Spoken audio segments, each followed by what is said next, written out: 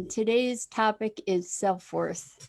And so much of uh, our sense of ourselves is influenced by externals, and we're going to talk about the balance of internal and external, and how that shapes our sense of ourselves.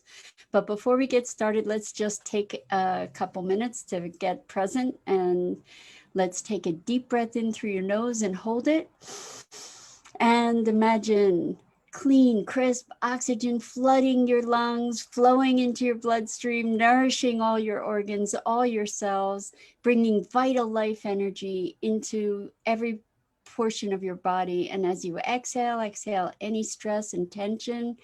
And now let's take another deep breath in through your nose and hold it. And this time, imagine sparkling, brilliant light just illuminating every portion of you, your molecules, your electrons, and connecting you with the world beyond. And now exhale and relax your shoulders, relax your neck and your back.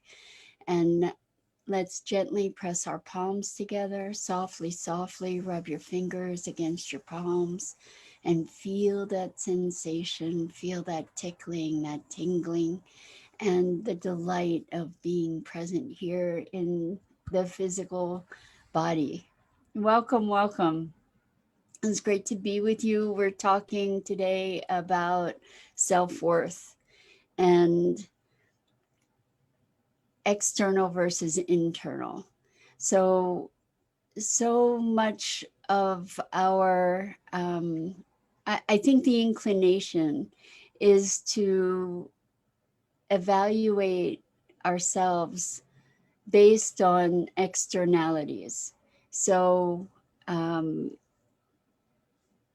self-worth can be tied into things we own, things we have, things we desire, or things we don't have. So we can value ourselves by saying, well, I don't have money, so I can't be worth much.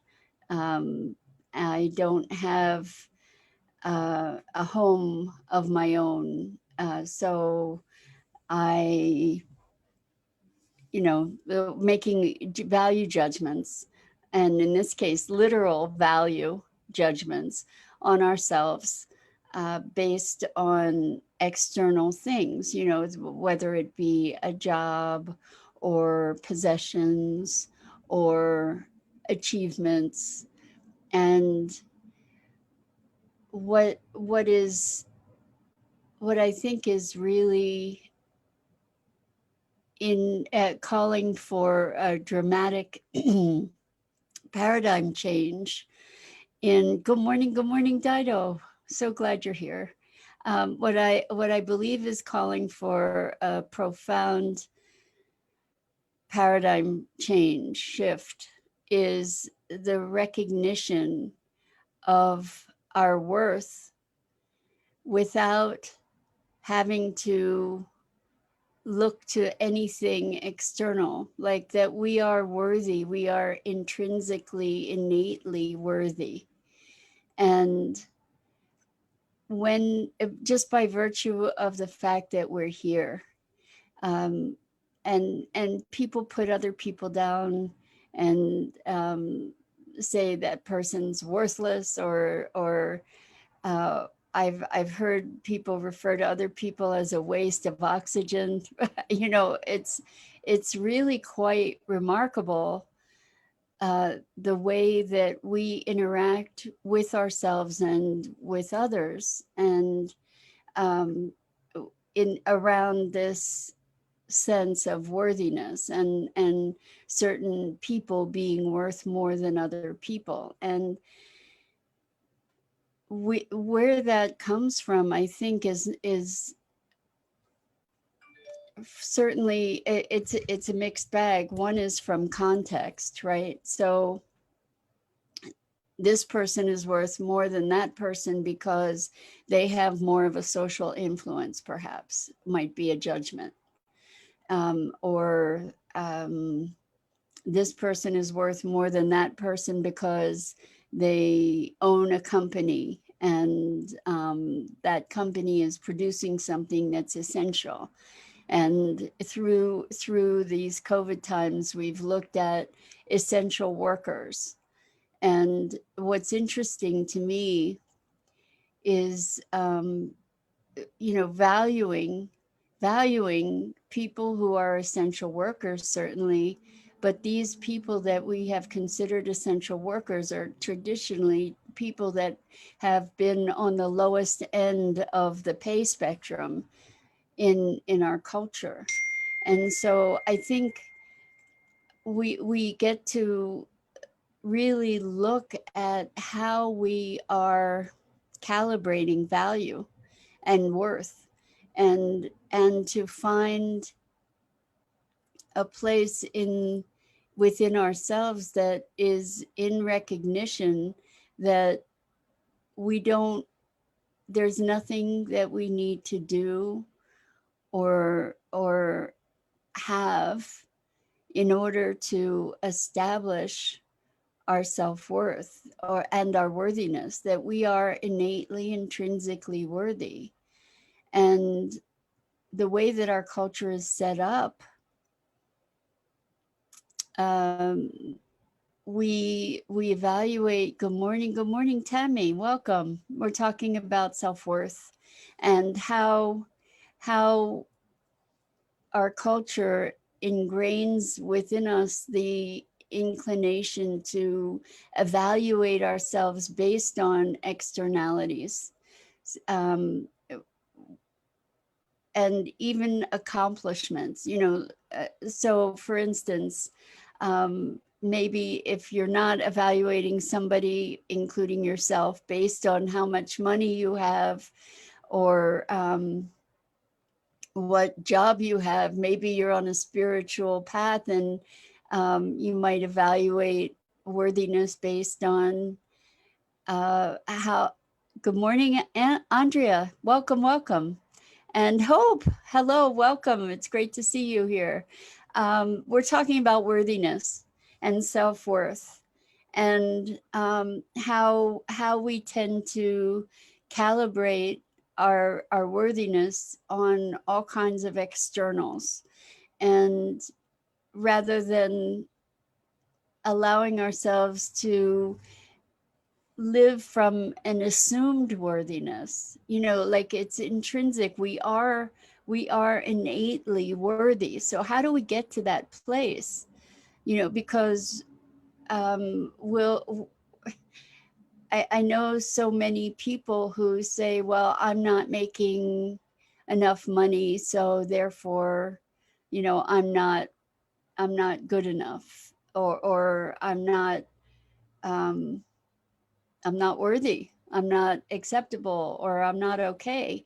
And uh, when we get to a place of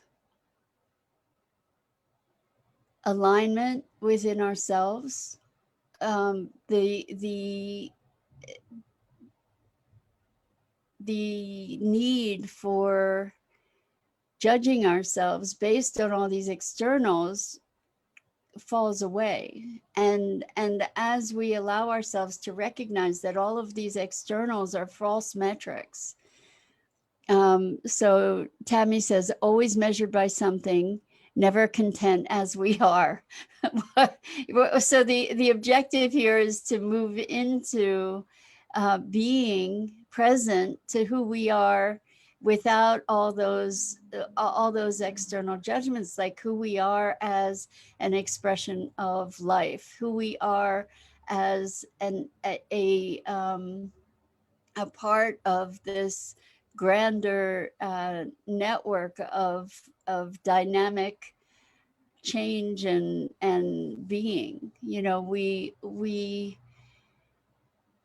I think that a strong sense of self-worth comes from being in alignment with your heart and being willing to listen to our hearts. So and there's courage. It takes courage to listen to your heart, because not everybody is going to agree with you in your choices, you know. And um, sometimes what our hearts call for doesn't make external sense. So this was just speaking about, you know, self-worth. So I had a recent situation that I find kind of entertaining. So I have spoken about how I'm kind of looking at how I can design my life so it nurtures me. And I have a coaching practice, and I've decided to rework it so that I get to take a month off, have 3 months on with my clients, take another month off. So 3 months off a year, sort of on this on off and on phase. And I was telling a family member, and they were saying, well, can't you just, you know, arrange your schedule so that you have more time? I mean, why do you have to take that time off? And the idea, what was behind it, was that if I didn't take that time off, I would make more money. And that that was the metric to be making life choices about. And so what is so true for me, it was really sort of threatening to this other person that I would set up that kind of schedule for myself, or that kind of life for myself, because it flew in the face of the objective of accruing as much money as you possibly can. And that's in for me, in terms of self-worth, it's not having more money that matters as much as the quality of life that I have. And so, for instance, like this is a thing around self-worth. If if we provide ourselves with a lifestyle that feels in alignment for ourselves, that's that's a way that we can acknowledge ourselves and our self-worth. You know, how else do we show our experience of self-worth? Is through self-care. I'm worthy of self-care, right?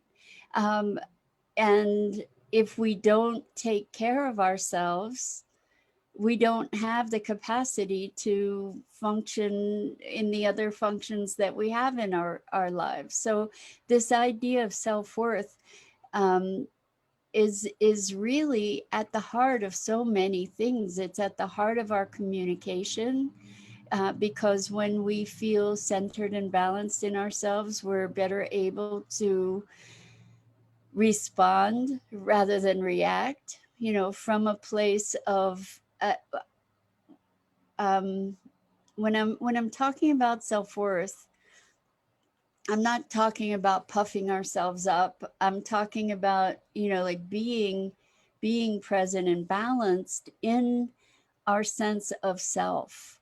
And so when we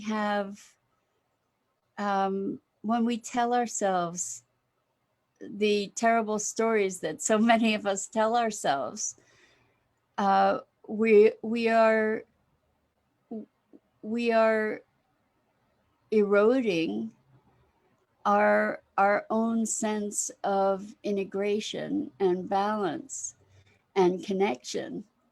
And so to build self-worth, I believe we get to listen more closely to the desires of our hearts, and to find the expression in life that aligns with our core values. So self-worth is tied in with self-respect And we can make this an inside, it is an inside job. However, the the the necessity is going to be to turn the lens around from looking at all these external things that society says we should judge ourselves by, you know, the things and the accomplishments. And if we can turn that lens back in on ourselves to give ourselves the gift of presence with our dreams and our desires and our passions and our experience, we we transform the nature of our lives. And so much of this self-worth conversation is literally an internal dialogue, right? About telling ourselves that we're not worthy, that we're not good enough, that there's something wrong with us. And this goes into conversations that we've had earlier this week, where we can just allow ourselves to, and last week too, where we can allow ourselves to experience our lives or create a context for our experience where it's perfect, where we are in our perfect lives, where this moment in our lives, as wonderful or terrible as we might experience it, that it's perfect, and that we are moving through our lives exactly as we're meant to move through them. And that includes the moments when we stumble. It includes the times when we fall. You know, it includes the times when we get back up. You know, there is so much judgment that impacts our self-worth. And if we think about those words, self-worth, it is the perception, it is our own perception of ourselves. So we do not have to embrace or accept the assessment of the world, uh, or the programming that we've had. Many of us grew up in situations where we were told we were worthless, or we were told we were not good enough, or we were told we were not smart enough, or not whatever. You know, we were criticized, and we then internalized those criticisms and perpetuated them. I know that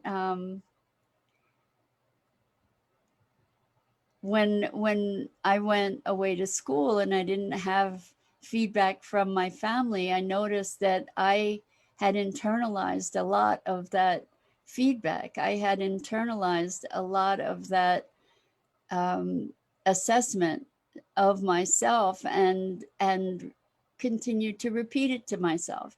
So in this quest to establish a more solid sense of self-worth, one of the first things we get to do is to look at our conversations and what we're telling ourselves about ourselves all the time.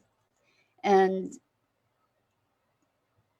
I am thinking of how for many, many years of my life, my conversation about myself was that I was broken and that there was something wrong with me. And I was always trying to fix myself.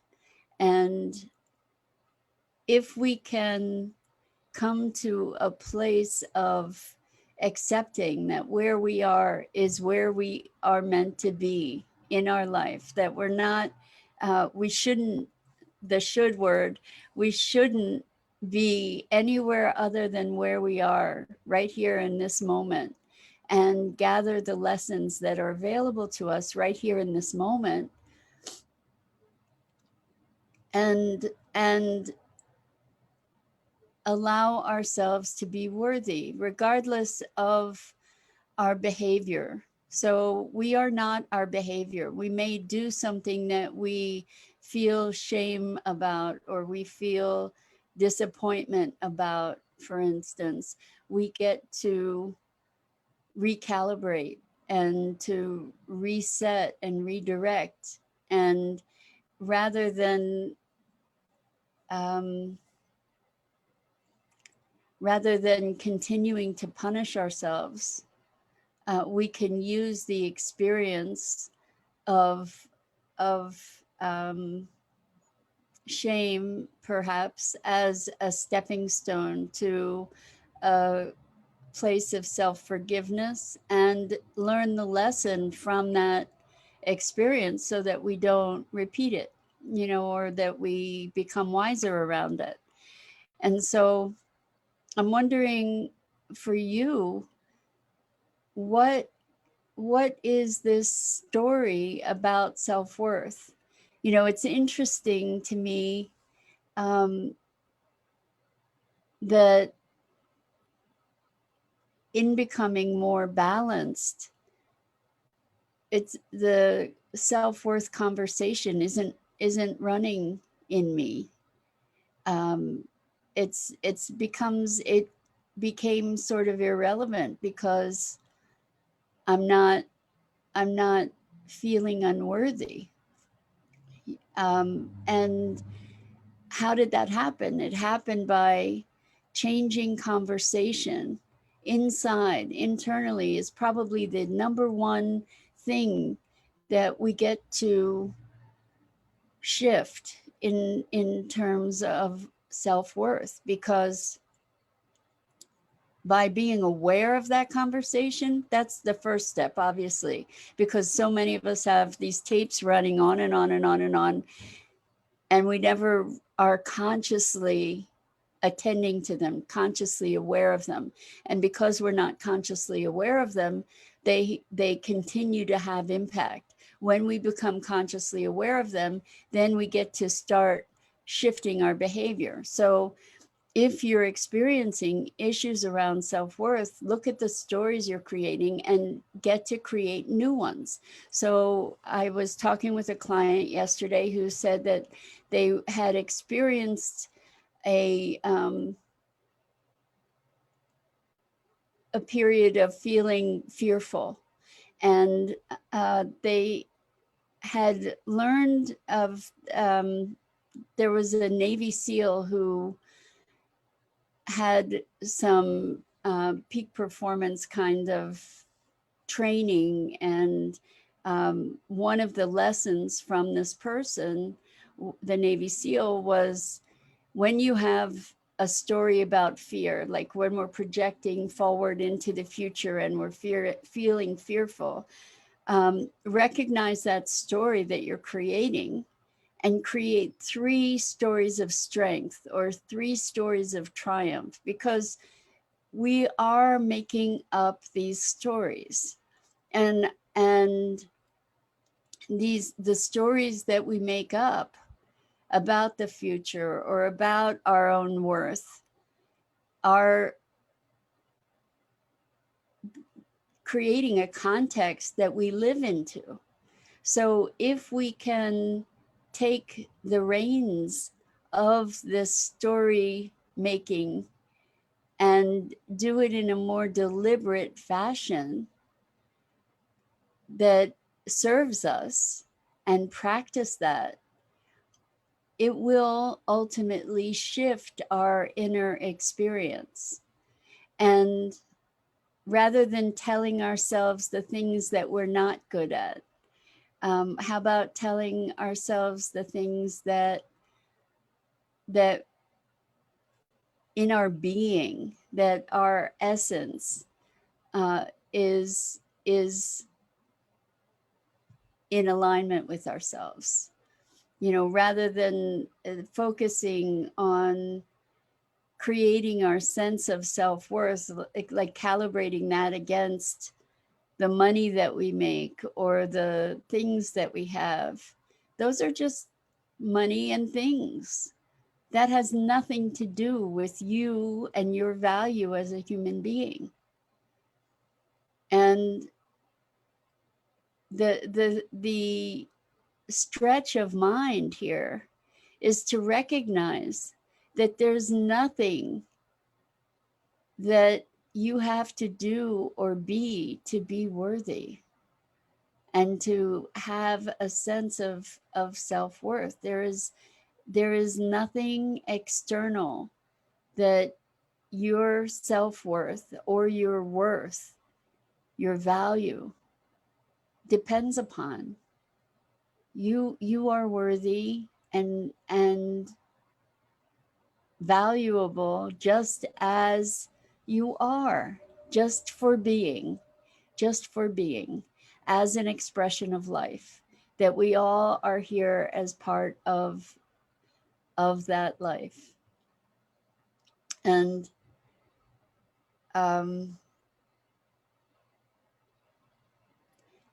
I know that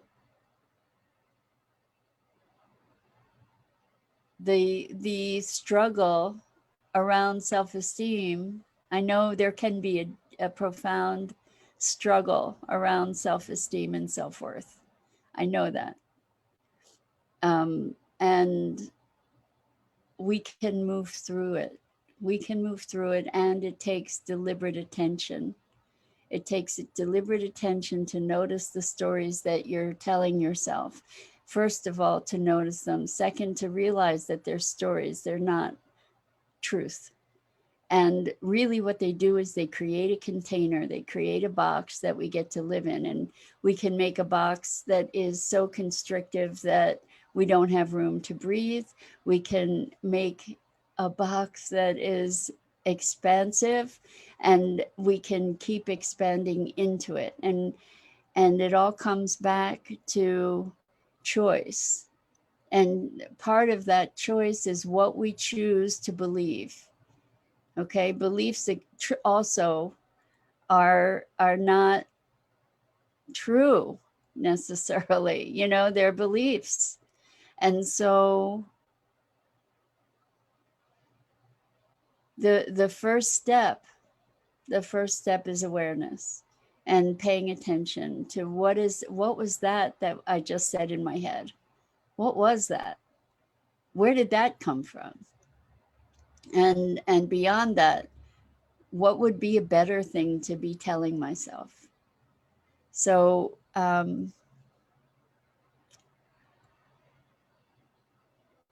please, please, please do not look at yourself based on the externals. Do not judge yourself for being less than based on externals. What we want to do is to come from a place of being, from a place of presence, from a place of being aware of our inner dynamic, and then taking the reins. So I think that's it for today. I just want to say thank you so much for being here with me, and I am so grateful to share this time with you. And I'm Mira Rubin. This is The Core Connection, and I go live every weekday morning on the Enlightened World Facebook page, Enlightened World Network Facebook page at 9 a.m. Eastern. So I hope to see you here again. And in the meantime, check out all the other wonderful programming on Enlightened World Network. So with lots and lots of love and appreciation for you and your value as a human being here on this wonderful spinning planet together.